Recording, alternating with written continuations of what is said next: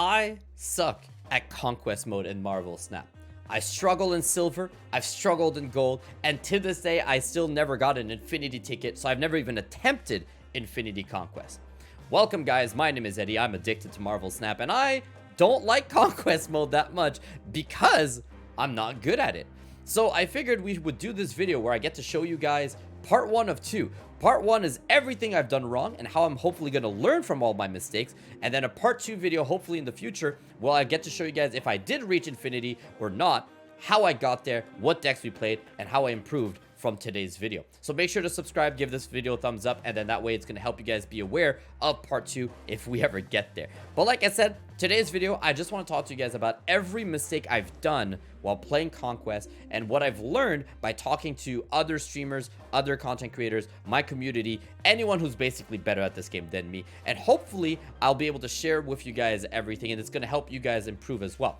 I also want to use this video as a way to help everybody. So if you guys have tips and tricks on Conquest mode, make sure to comment everything that you have learned in the comment section so that other players who will watch this video can go down there and read everyone's feedback, and then hopefully we can all help each other become better. The first thing I want to talk about, this is I think is the biggest reason why I struggle in Conquest, is my patience. If you guys don't know, one of my favorite things about Marvel Snap is that it's 3-minute games. You go in, you go out, and it's over.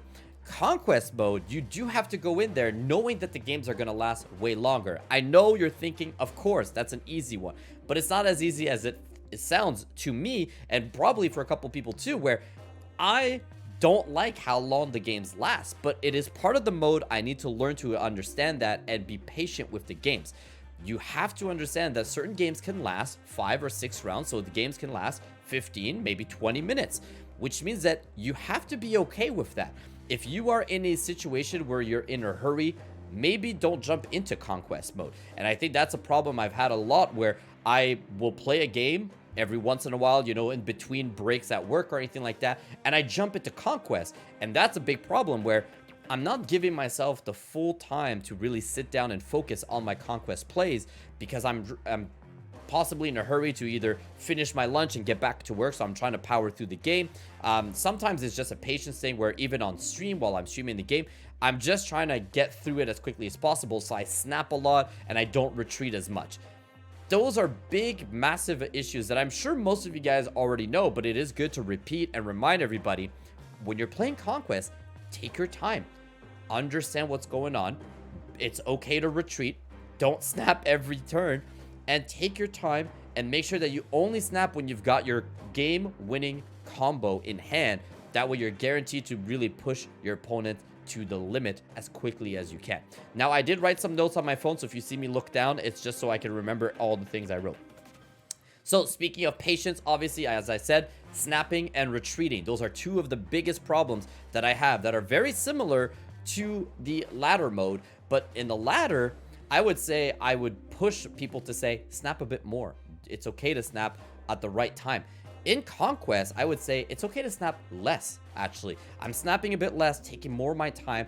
I'm okay with the boomer snaps, right? Like we talk about in ladder mode, you don't really want to do too many boomer snaps. And a boomer snap, if you guys don't know, is a turn 6 snap.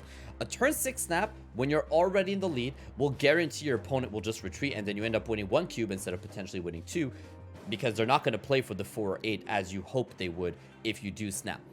In ladder mode, I would say that when you're climbing in the rank, you are going to try and restrict how many times you're going to do the boomer snap, because you're just going to want to take those 2 cubes instead of 1 if you're already in the lead.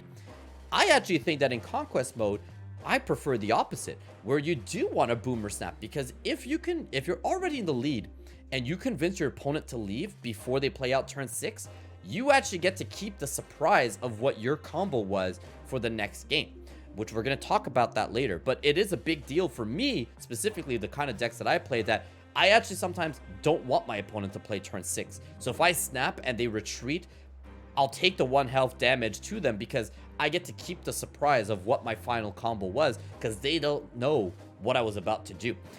In ladder, you're not going to see that opponent again for a little while. Hopefully, sometimes you get double match, but you understand what I mean. So it's okay that they do see that final play, because you're not going to necessarily play them again. But in this case, you're going back and forth with the same deck against the same opponent. You want to keep some of the surprises. The other thing is retreating. I've done this a lot where I'll snap early and then I realize like, oh shoot, I'm losing, but I don't retreat. Again, it's silly. You might be thinking just retreat. But the idea is that because I have that 10 health bar, I'm thinking I could just come back from this. Don't think that way. Just retreat. Get out of there. Play it out. Don't play it out. And it's okay. Take your time. The next thing I want to talk about are the decks that I play. Now, I'm going to scroll right over here and give you guys a good example.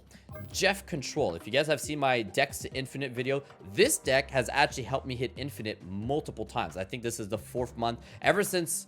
But before Jeff, I had Nightcrawler in this. So it's been like 3 or 4 months now that I've been able to hit Infinite using this deck. But this deck does not work in Conquest mode. And I think that's a big thing that I need to remember, that most decks that are good for ladder don't necessarily mean they're good for Conquest, and vice versa. The reason why is because this deck to me has only one win condition for turn 6. It has a lot of good win conditions for earlier, right? You can get your opponents to retreat a lot by shutting down lanes with Storm, Spider-Man, and Professor X. So you actually can get some easy cubes while climbing. But the only big surprise winner that I have in this deck is Claw. Whoops, that's not Claw. There's Claw. Claw is my only winning card in this deck for turn 6. Where my opponent thinks they've got the lead, I play Claw, and boom, surprise, they never see him coming, and I win the game. The problem with that in Conquest is that it only works that one time, which means that if you're playing a game with the 10 health bars and you get to turn 5 or turn 6 and you play the Claw on that first round, the surprise is ruined. Your opponent now knows you've got a Claw. So that is not going to help you win any longer moving forward.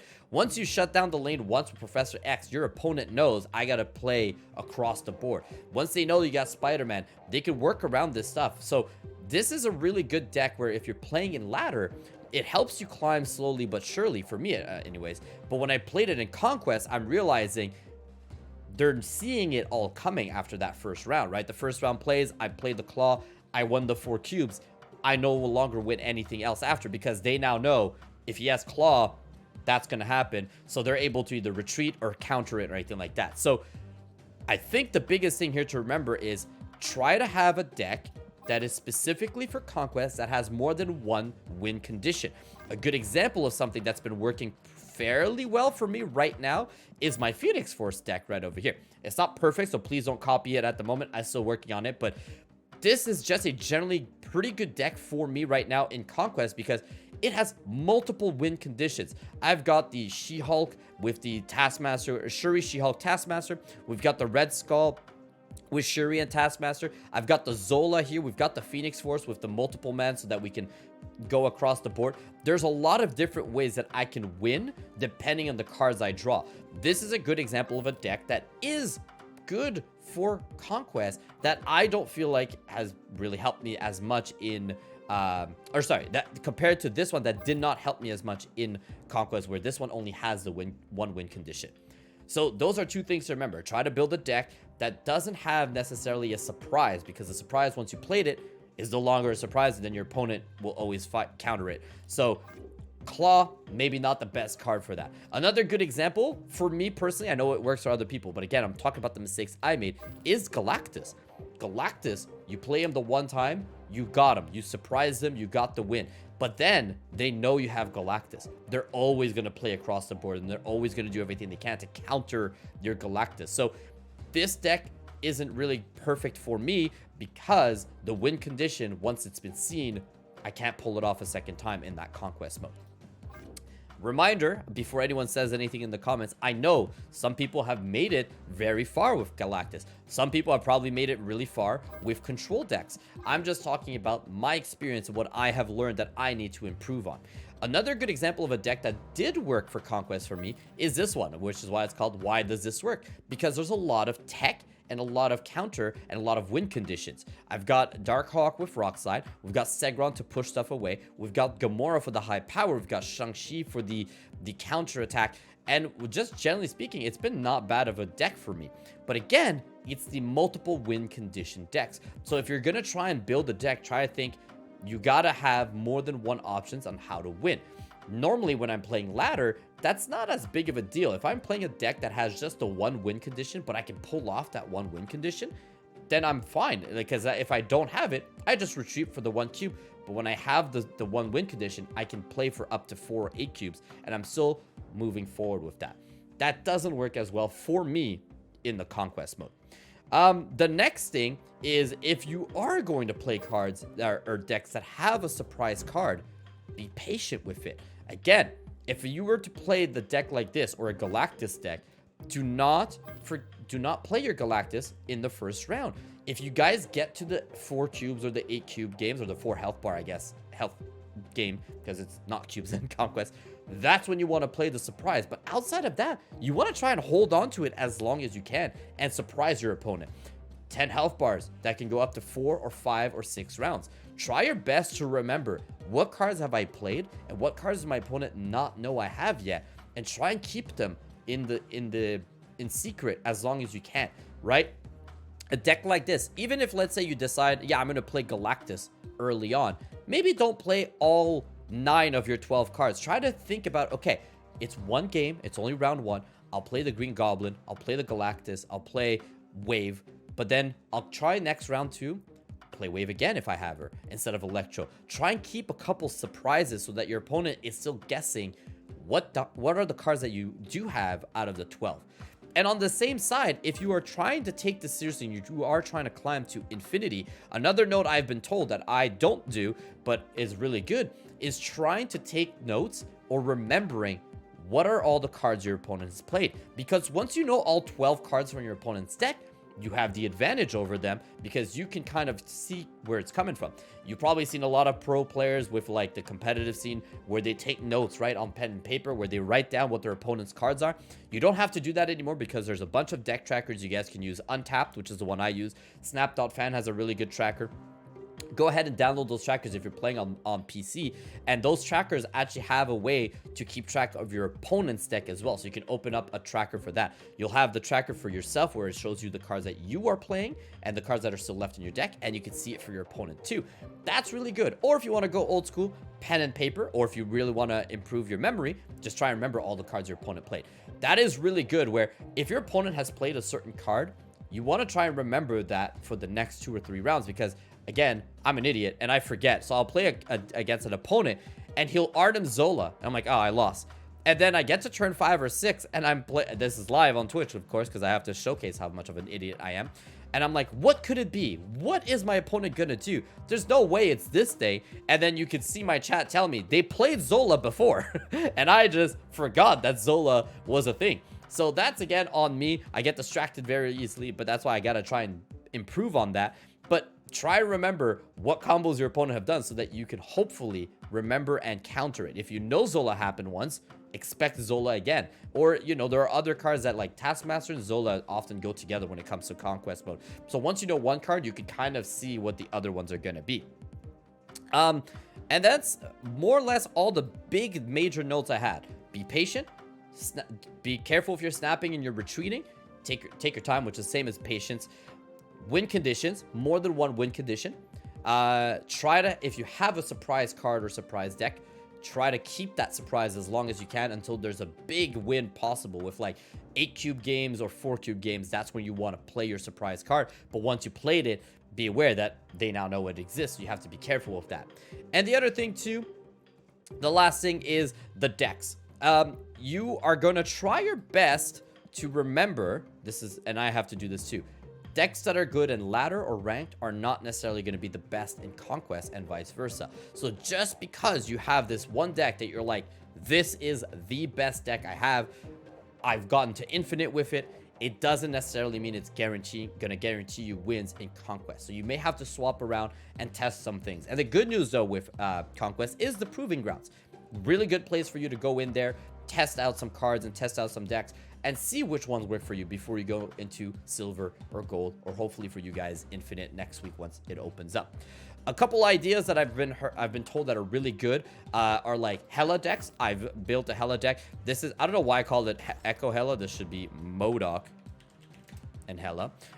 This is a really good example of a deck that works for Conquest, because if you have the combo play it out. And if you don't, just retreat and keep going until you finally draw your combo.